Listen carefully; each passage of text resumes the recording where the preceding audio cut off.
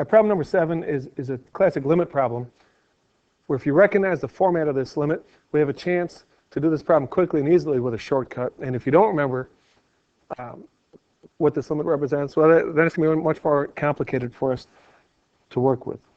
If you don't recognize that this is the limit definition of a derivative of a function, you have to remember your angle sum identities and use your angle sum identities to rewrite this limit, and then some algebra rules to simplify and evaluate our limit. But if you remember way back in the beginning of the school year, we talked about the limit definition of a derivative of a function. Here it is in blue, provided that this limit exists. You notice how the limit definition of a derivative is the same looking format as the limit given in problem number 7. And if you were to replace delta x with the variable h, we would get not what we wanted. Sorry, let's try this. There we go. Limit definition of a derivative this way. And what we hope you recognize is that this is a way you can define f prime. You know, the derivative of a function is a limit.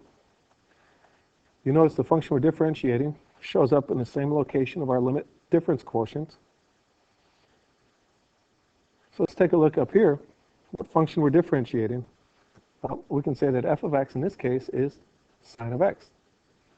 And now we know the derivative rules, that the derivative of the sine of x is cosine of x.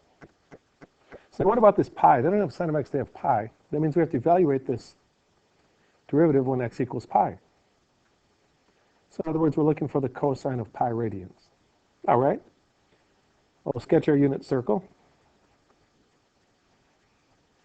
Pi radians, over here 180 degrees.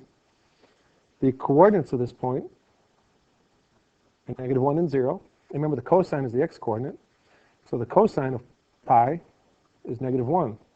It means this limit value is -1.